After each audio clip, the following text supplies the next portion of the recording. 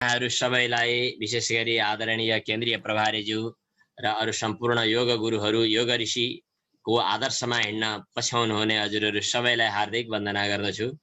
हामी गीताको स्वाध्यायमा अगाडि बढिरहेका छौं। गीता योग शास्त्र हो। योग शास्त्र योगको एउटा सिद्धान्त मात्रै होइन, व्यावहारिक जीवनमा योग कसरी उपयुक्त छ भन्ने कुरा पनि गीताले उल्लेख गरेको छ। त्यसकारणले पुरै गीता त हामी पढ्न सक्दैनौं। 700 श्लोक छन्, करिब 18 अध्याय छन्, तर पनि हामी यसको सार संक्षेप अगाडि बढाइरहेका छौं। गीताको सार संक्षेपमा यहाँहरूलाई हार्दिक स्वागत छ। हामीले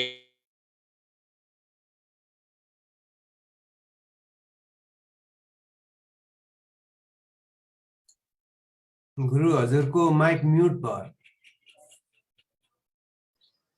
योगीको जस्तै तीव्र यात्रामा यहाँहरूले अगाडि योग साधनाको प्रसङ्गलाई अगाडि बढाउनु हुनेछ। यो गीताको स्वाध्यायलाई हामीले गीताको स्वाध्यायमा पहिलो र दोस्रो दिनको अभ्यास हामीले गरिसकेका छौं। पहिलो दिनमा चाहिँ यी श्लोकहरू हामीले वाचन गर्यौं अनि अभ्यास पनि गर्यौं। यसमा चाहिँ पहिला गीताको उपक्रम सुरु कसरी भन्ने कुरा भयो। त्यसपछिका श्लोकहरूमा आत्माको अस्तित्व, आत्मा अविनाशी छ, आत्माको अस्तित्व नित्य छ, जन्म मृत्यु आत्माको हुँदैन, शरीरको मात्रै हुन्छ। शरीर वस्त्र फेर्दा जस्तै नयाँ नयाँ फेरिने चिज हो भन्ने कुराको सिद्धान्त हामीले पढ्यौं। अनुभवमा हामीले आफैले उतार्नु छ। कर्मण्येवाधिकारस्ते, हाम्रो कर्तव्य के हो त भन्दा हामी कर्ममा अधिकारी हौं। हामी फलको आशा नगरौं र समभावले कर्म गरौं, त्यो नै योग हो। समभाव भनेको सुख दुःख, राम्रो नराम्रो अनि व्यावहारिक द्वन्द्वहरू, त्यो द्वन्द्वमा हामी चाहिँ सम रहन सकौं। द्वन्द्वमा दुई पाटा हुन्छन्, दुई पाटालाई मिलाएर व्यवहार गर्न सकौं भन्ने कुरा चाहिँ हामीले पहिलो दिनको पाठमा पढिसकेका छौं।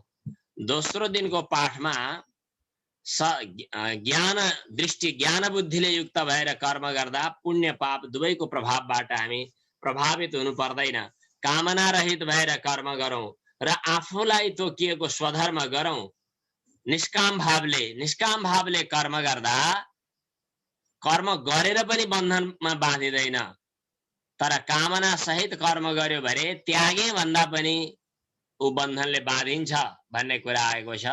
र सुख दुःख दुईटैमा, राम्रो नराम्रो दुईटैमा उद्विग्न हुने, खुसी हुने, दुखी हुने नगर्नु भन्ने 5औं अध्यायसम्मको प्रसङ्ग हामीले पढिसकेका छौं। अब आज 6औं अध्यायबाट तेस्रो दिनको पाठ हो। यो त योगीहरूले हरेक क्षण पढिरहनु पर्ने, बुझिरहनु पर्ने र एकदम योगको लक्षण, जुन यो श्लोकले बताएको सिद्धान्त बिना योग असफल हुन्छ, योग काम लाग्दैन। योगका लागि जे यहाँ बताएको छ यो विचार गर्यो भने फेरि योग चाहिँ अत्यन्तै महत्त्वपूर्ण, जीवन सफल बनाउने आधार हुन्छ।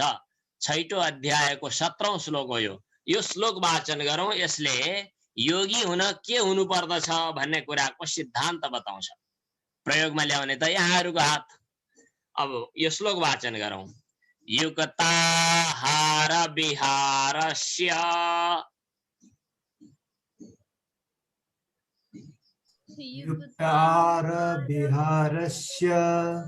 यहाँनेरि थोरै उच्चारण गर्दाखेरि युक्ताहार भन्ने ठाउँमा आहार पनि जोडिएको छ। त्यो संस्कृतमा दुईटा शब्द जोडिएपछि अ जोडियो भने एकैचोटि आ भएर अरु गायब हुन्छ।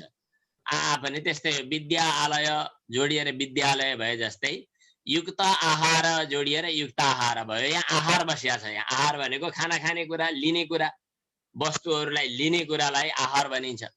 जस्तै रूप हेरेर रूपलाई ग्रहण गरियो, मनभित्र त्यसको केही प्रभाव पस्यो भनेपछि त्यो पनि आहार हो हुन त।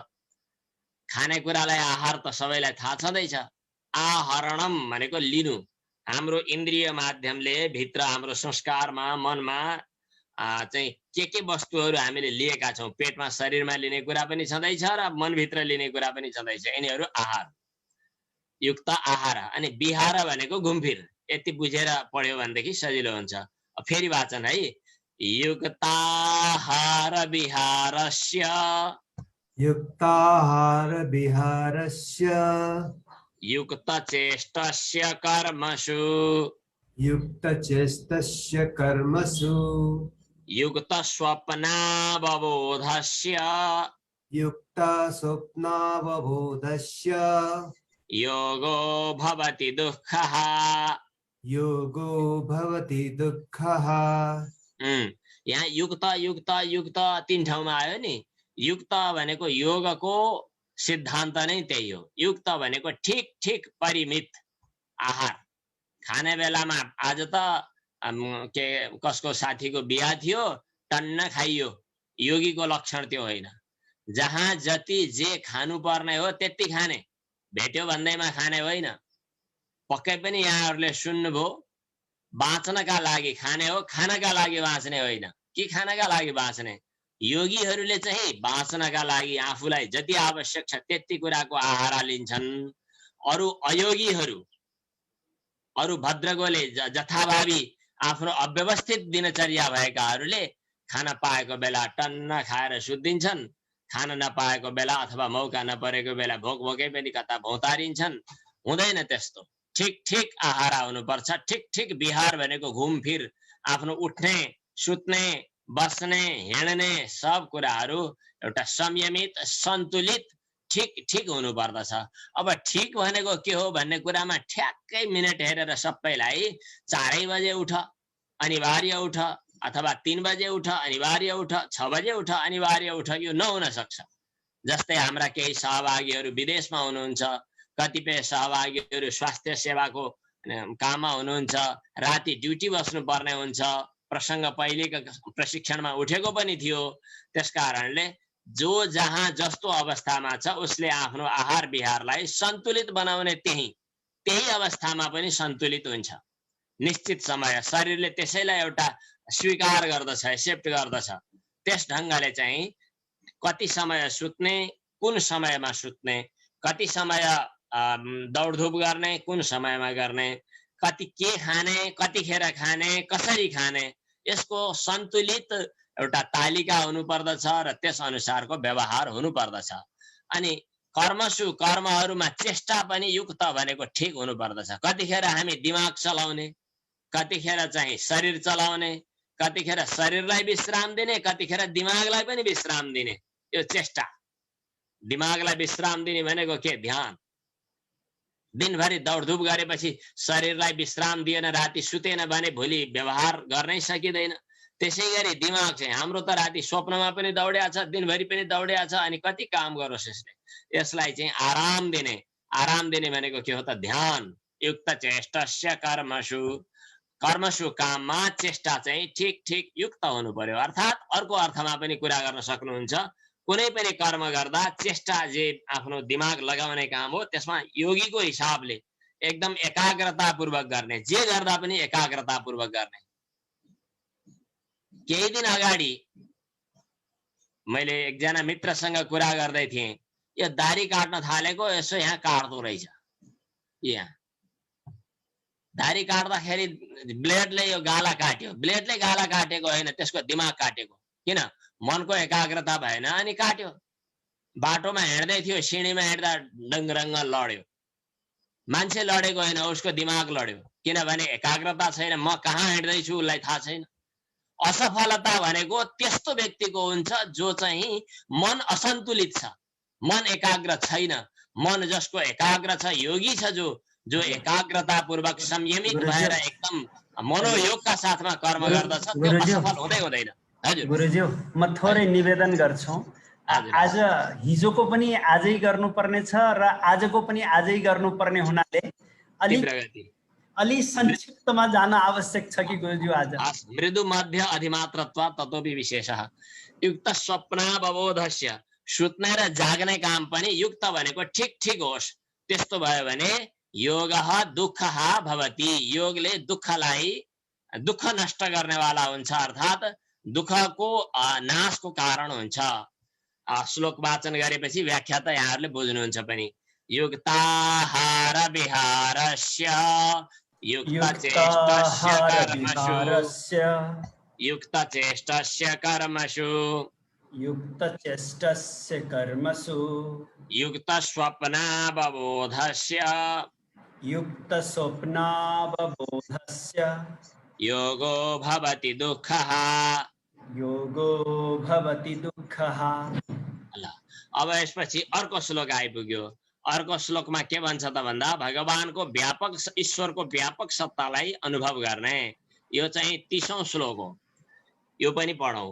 यो माम पश्यति सर्वत्र यो मां पश्यति सर्वत्र सर्वं च मयि पश्यति सर्वं च मयि पश्यति तस्याहं न प्रणश्यामि तस्याहं न प्रणश्यामि स च मे न प्रणश्यति स च मे न प्रणश्यति।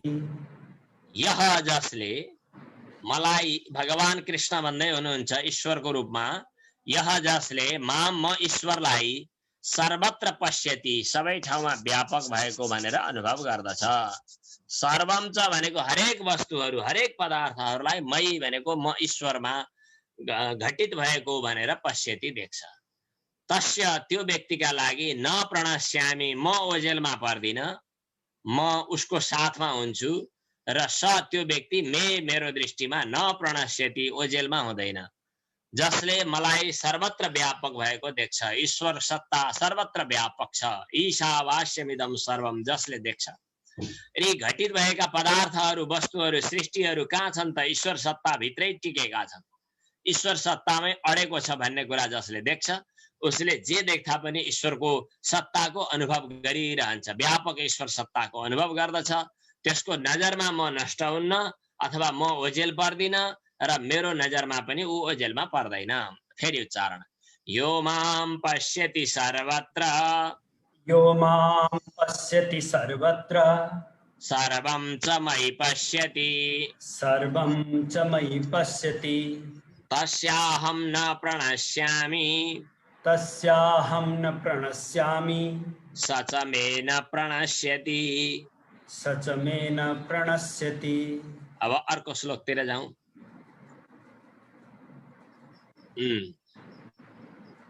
अर्जुनले भगवान श्री कृष्णसँग भन्छन् कि मेरो मन त ज्यादै चञ्चल छ, के गर्ने होला, यसलाई त नियन्त्रण गर्न सकिएन, गाह्रो भयो।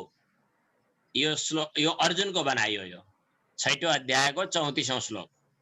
चञ्चलं हि मनः कृष्ण चञ्चलं हि मनः कृष्ण प्रमाथि बलवत् दृढम् प्रमाथि बलवत् दृढम् तस्याहं निग्रहं मन्ये तस्याहं निग्रहं मन्ये वायोरिव सुदुष्करम् वायोरिव सुदुष्करम्। कृष्ण हे कृष्ण, हि निश्चय नै मनः मन चञ्चलम ज्यादै चञ्चल छ, छटपटे छ। प्रमाथि भनेको हठिलो छ, मिजाहा। बलवत भनेको बलियो छ, दृढम भनेको हलचल नगर्ने खाले छ, पटक फिटिकै मान्दैन त्यो। तस्य त्यस्तो मनको चाहिँ निग्रह गर्नु नियन्त्रण गर्नु चाहिँ मलाई त के लाग्छ भने वायुको चाहिँ हावालाई नियन्त्रण गर्छु भने जस्तै चाहिँ सुदुष्करम बहुत कठिन छ जस्तो लाग्छ। हावालाई जसरी नियन्त्रण, वायुलाई जसरी एकदम भुमरी आइरहेको छ त्यसलाई नियन्त्रण गर्छु उता सार्छु भनेर हामी सक्दैनौँ जसरी उसले सब गाडी पनि उडाइदिएको हावाहरू आउँछ, कहिलेकाहीँ हुरीहरू आउँछ, बतासहरू आउँछ, चक्रवात आउँछ, त्यसलाई यताउति हलचल गर्न सकिँदैन। त्यसै गरी हाम्रो मन पनि त्यस्तै गरी एकदम हठिलो छ भने पटक्कै मान्दैन, बलियो छ, त्यसलाई नियन्त्रण गर्न त गाह्रो भयो, के गर्ने होला? अर्जुनले सोधे। हजुरहरू सबैको पक्षबाट अर्जुनले सोधे। अब भगवान श्री कृष्णले अर्को श्लोकमा नियन्त्रण गर्ने तरिका बताउनुहुन्छ, जो कुरा पतञ्जलिले पनि बताउनु भएको छ। यो श्लोक फेरि दोहोर्याउँ त। चञ्चलं हि मनः कृष्ण चञ्चलं हि मनः कृष्ण प्रमाथि बलवत् दृढम् प्रमाथि बलवत् दृढम् तस्याहं निग्रहं मन्ये तस्याहं निग्रहं मन्ये वायोरिव सुदुष्करम् वायोरिव सुदुष्करम्।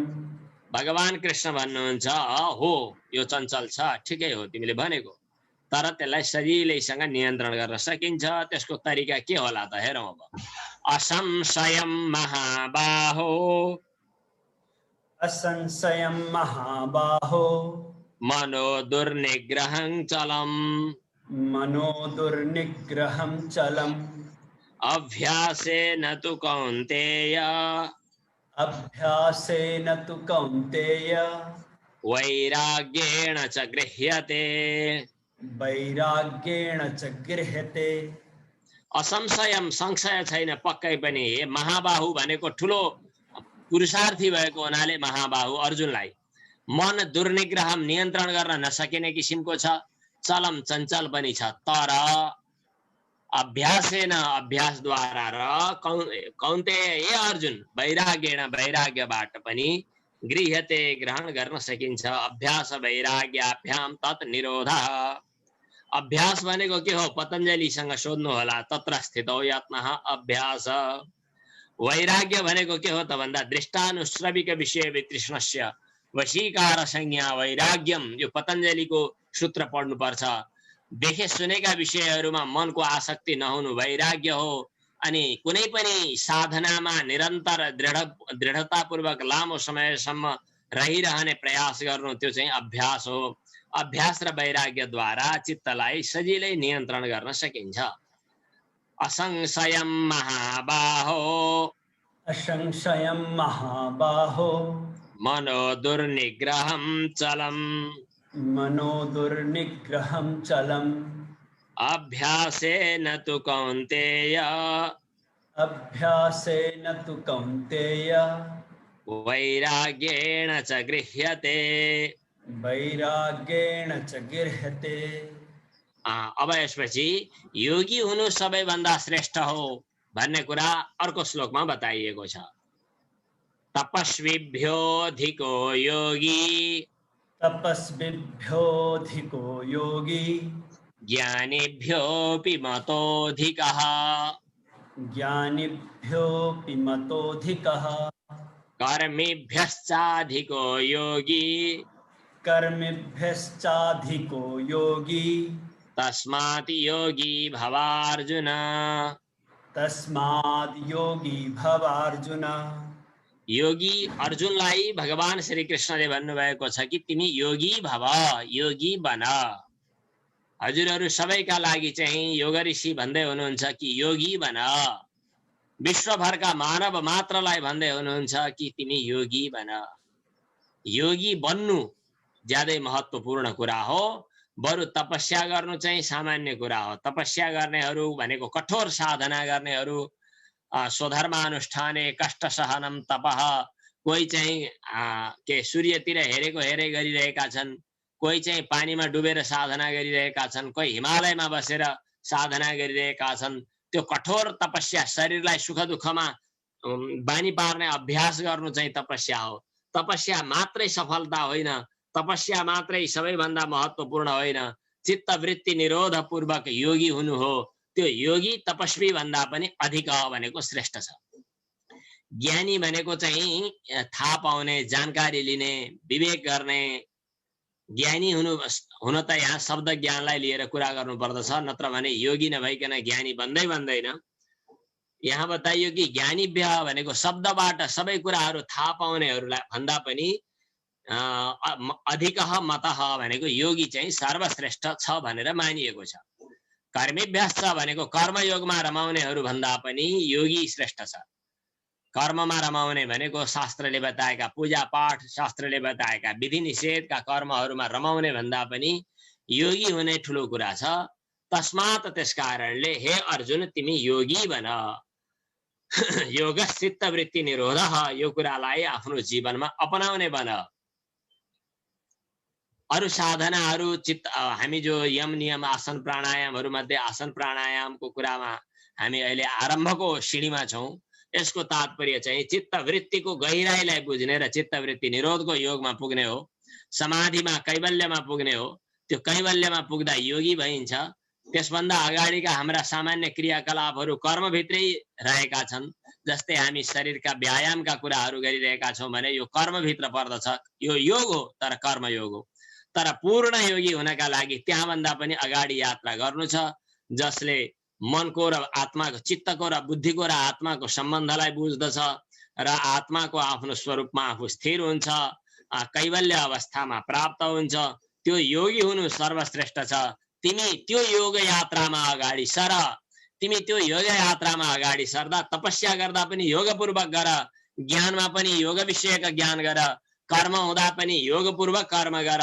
त्यसकारणले तिमी हर वस्तुहरूमा, हर साधनामा तिमी योगी बन्ने छौ र योगी हुनु सर्वश्रेष्ठ हो। यो कुरा बताइयो। फेरि श्लोक।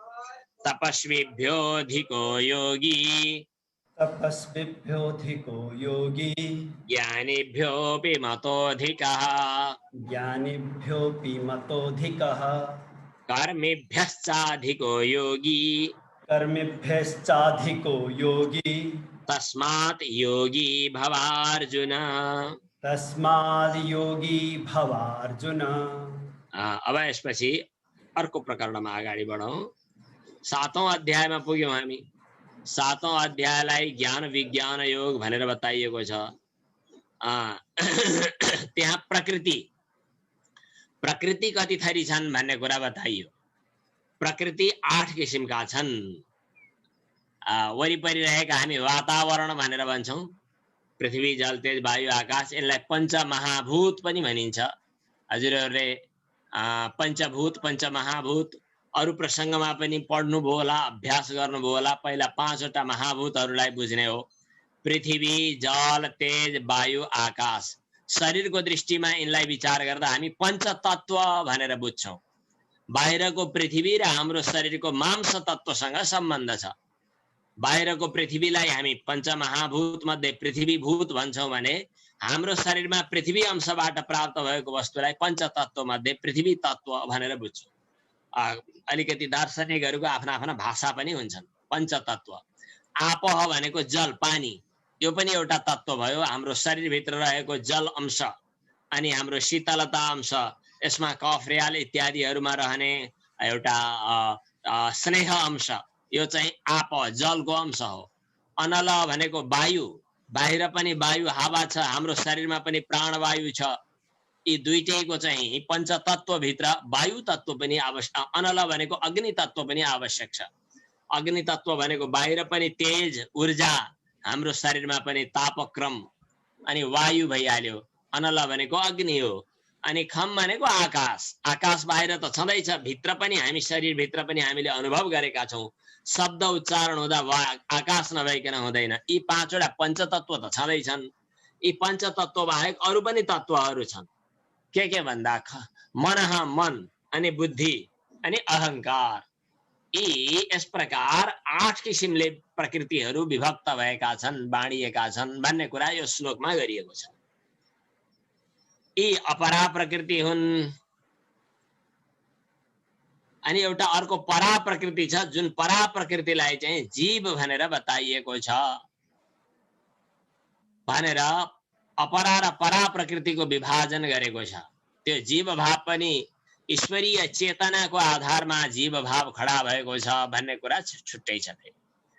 भूमिरापो नलो वायुः, भूमिरापो नलो वायुः, खं मनो बुद्धिरेव च, खं मनो बुद्धिरेव च, अहंकार इति यं मे, अहंकार इति यं मे, भिन्ना प्रकृतिरष्टधा, भिन्ना प्रकृतिरष्टधा। 8 प्रकृति, अष्टधा प्रकृतिको कुरा आयो। हुन त हामीले योग दर्शनमा अनि सांख्य दर्शनमा अरु तत्वहरूको विचार गर्दाखेरि 24 तत्वहरू, 25औं तत्व, यी कुराहरू आएका छन्। तर पनि ती 24 तत्वहरू मध्येका हाम्रा यी धेरै चीजहरू यसमा आइपुगेर यही समेटिन्छन्। पृथ्वी, जल, तेज, वायु, आकाश यी पञ्चमहाभूतहरू भए अथवा पञ्चतत्व भए। यिनै पञ्चतत्वको सूक्ष्म तन्मात्रा छ, शब्द, स्पर्श, रूप, रस, गन्ध। अनि यिनैसँग सम्बन्ध राख्ने, यिनै विषयहरूलाई ग्रहण गर्ने हाम्रा इन्द्रियहरू छन्। श्रोत्रेन्द्रिय, चक्षुरेन्द्रिय, त्वगेन्द्रिय, घ्राण इन्द्रिय इत्यादि चाहिँ इन्द्रियहरू छन्। अनि त्यसपछि फेरि कर्मेन्द्रियहरू छन्। यिनीहरूलाई विभाजन गर्दै गर्दा प्राणहरू छन्। यिनलाई विभाजन गर्दै गर्दा धेरै तत्वहरू बन्छन्। तर ती सबैको समष्टिमा थोरैमा हामीले बुझ्नु पर्दा 8वटा प्रकृति भनेर बुझ्ने गीतामा। त्यति भएपछि अनि इनको गतिविधि अनि बुद्धि छुट्टै हो, मन छुट्टै हो, अहंकार छुट्टै हो भन्ने बुझिसकेपछि यस भित्र सँगसँगै मुछिएर बसेको म आत्मा छुट्टै हो भन्ने कुरा बुझिन्छ। आत्माको र बुद्धिको सम्बन्धलाई विवेक गर्नु योगको मुख्य लक्ष्य हो, मुख्य एउटा पाटो हो। यो कुराको संकेत यो श्लोक भित्र लुकेको छ। फेरि भूमिरापो नलो वायुः, भूमिरापो नलो वायुः, खं मनो बुद्धिरेव च, खं मनो बुद्धिरेव च, अहंकार इति यं मे, अहंकार इति यं मे, भिन्ना प्रकृतिरष्टधा, भिन्ना प्रकृतिरष्टधा। अब 8औं अध्यायमा प्रवेश गरौं, जसले शरीर त्याग्ने बेला ओंकारको जप गर्दै शरीर त्याग गर्दछ त्यसले परम गति प्राप्त गर्दछ भन्ने कुरा यो श्लोकमा बताइएको छ।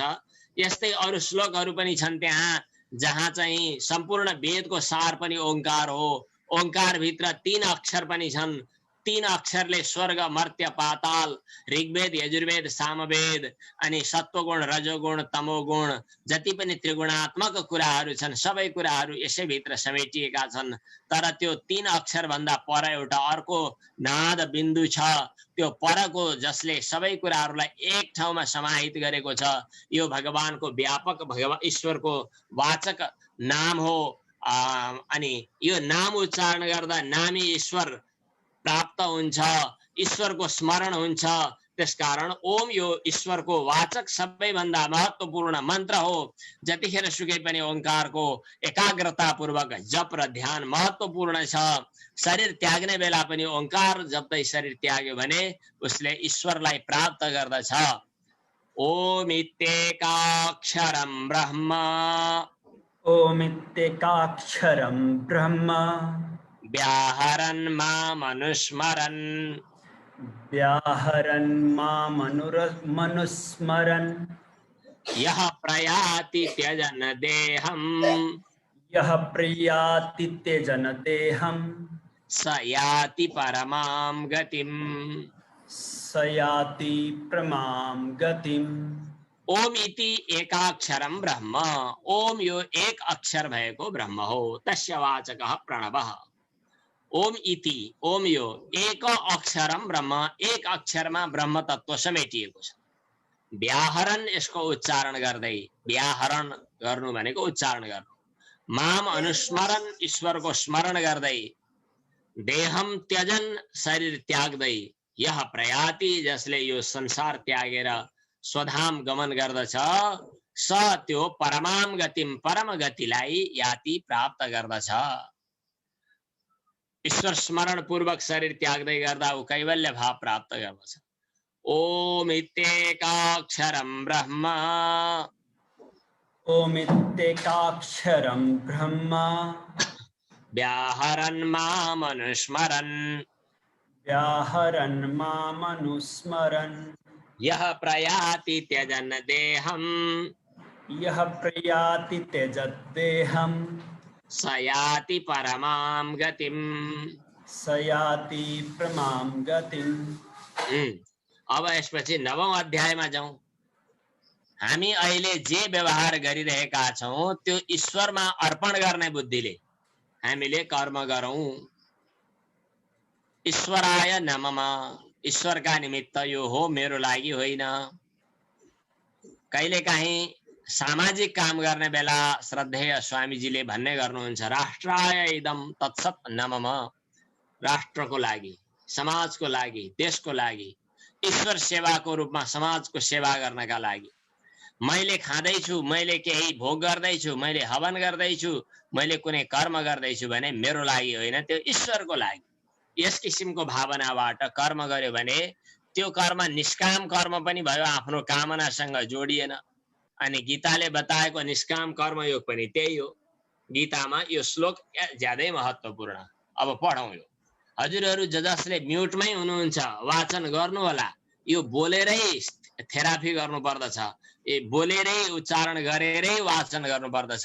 संस्कृत सुनेर मात्र बन्दो रहेनछ, उच्चारणै गर्नुपर्दछ भनिरहन पर्दैन। हजुरहरूले गर्नु होला नै, म्युट भएर पनि गर्नु होला वाचन।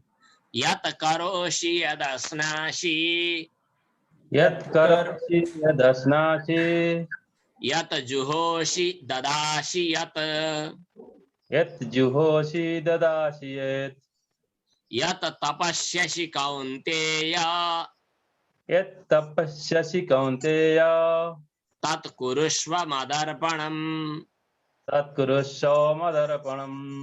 यत करोषि जे गर्नुहुन्छ, करोषि करोति त पहिले पहिले संस्कृत पढेकालाई पक्कै आइहाल्यो। यत भनेको जे गर्नुहुन्छ तपाईँ, यही काम गर्नुहोस् भनेर तोकिएन। तपाईँको स्वभाव, बानी, व्यवहार, प्रकृति, प्रवृत्ति, स्थान, परिवेश जे पनि गरेको हुनुपर्ने हुन सक्छ। व्यापार बिजनेस गर्ने हो कि, दान पुण्य गर्ने हो कि, के पढ्ने पढाउने हो कि, पत्रकारिता गर्ने हो कि, डाक्टर हुने हो कि, सफाई कर्मी हुने हो कि, राजा हुने हो कि, सेवक हुने हो कि, शासक हुने हो कि, जेसुकै होस्, जो जहाँ जे हुनुहुन्छ, कुनै व्यक्तिका लागि मात्रै होइन गीता, विश्वभरका मानव मात्रका लागि हो। मानव मात्रका अलग अलग प्रवृत्ति गतिहरू हुन सक्छन्।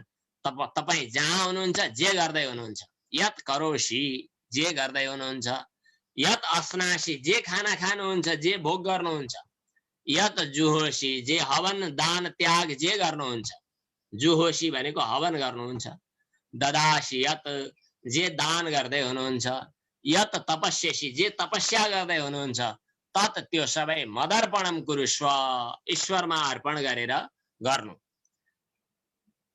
आकाशात् पतितं तोयं यथा गच्छति सागरम सर्वदेव नमस्कारम केशवम प्रति गच्छति। आकाशबाट झरेको पानी जसरी समुद्रमा जान्छ, त्यसै गरी जहाँ जहाँ जे गरे पनि त्यो ईश्वरको लागि जानु पर्दछ र जान्छ।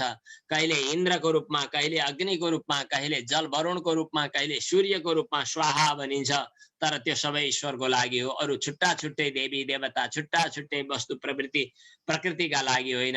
हामी जे गर्दैछौँ त्यो सबै पनि ईश्वरको लागि। हजुरहरूले त चलन छ कि छैन, भोजन गर्दा खाना खाँदा पहिले पहिलेको संस्कार थियो, औसानी लिने कि के भन्थे, अपोषान, यहाँ हवन गर्ने बेला नै यो भोजन गर्ने बेला हामी त अहिले पनि गर्छौँ, गुरुकुलमा अहिले पनि गराइन्छ। प्राणाय स्वाहा अपानाय स्वाहा, खाएको होइन स्वाहा, हवन गरेको अग्निहोत्र हो त्यो। व्यानाय स्वाहा समानाय स्वाहा उदानाय स्वाहा, पञ्चग्रास पहिला आहुतिको रूपमा हवन गर्ने, जल आचमन गर्ने, ईश्वर स्मरण गर्ने, ब्रह्मार्पणम ब्रह्म हवि भन्ने, अनि भोजन गर्ने प्रचलन छ। त्यसले ईश्वरार्पण बुद्धि सिकाउँछ। त्यसरी खाइएको भोजनबाट बनेको मन र मनोबुद्धिवृत्ति चाहिँ एउटा सात्विक र ईश्वरानुकूल बन्दछ, योगानुकूल बन्दछ। यत करोषि यदस्नासि, वाचन गर्नुहोस्।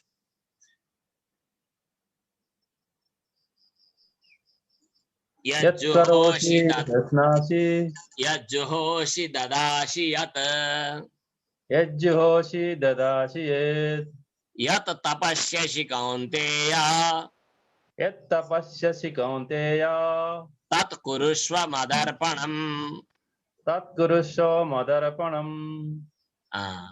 अब यसपछि आजको पाठ चाहिँ यति नै श्लोक हुनु कि जस्तो मलाई लाग्छ। यो 10औं र 11औं सम्म हो कि जस्तो लाग्छ। अब 10औं अध्यायमा पुग्यौं। 10औं अध्यायमा विभूति योग भनिएको छ। विभूति योगमा भगवानको सर्वत्र व्यापक विभूतिको कुरा छ। सर्वत्र व्यापक विभूति, विभूति भनेको विस्तार। जस्तै गाईहरू मध्ये कामधेनु गाई भगवान हो, नदीहरू मध्ये गंगा नदी भगवान हो, मनुष्यहरू मध्ये सर्वश्रेष्ठ मनुष्य भगवानको रूपमा ईश्वरको रूपमा हो, ईश्वरको विभूति देखिएको। त्यहाँ वृक्षहरू मध्ये पिपल वृक्षमा हो, घोडाहरू मध्ये उच्चैश्रवा घोडामा हो भनेर विशेषता जहाँ जहाँ देखिन्छ त्यो त्यो ईश्वरीय सत्ता हो भनेर बताइएको छ।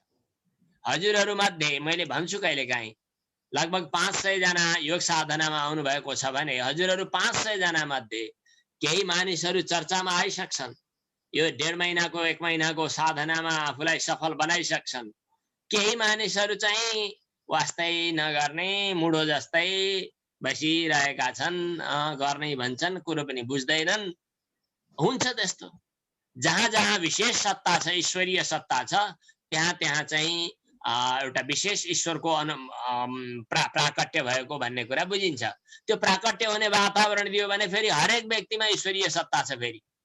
तर आफ्ना कलमसले, आफ्ना दुर्वासना दुर्भावनाले ढाकेर छोपेर राखेकाहरूको ईश्वर सत्ता प्रकट भएन, त्यहाँ ईश्वरीय ऊर्जा प्रकट भएन। ऊर्जा प्रकट गर्नु छ भन्ने कुरा सिकाउनका लागि यो श्लोक हो। एउटा श्लोक अरु पनि हामी पढ्दै छौं।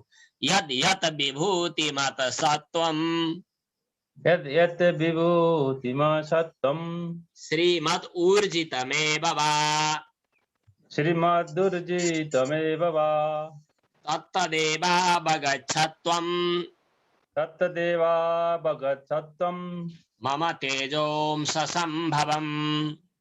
मम तेजोंस संभवम्।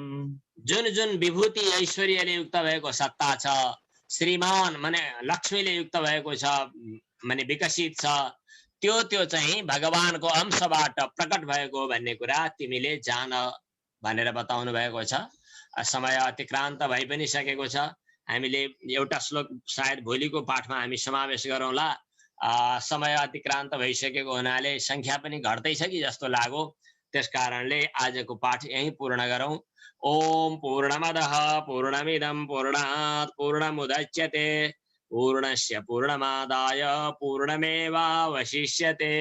ओम शान्तिः शान्तिः शान्तिः।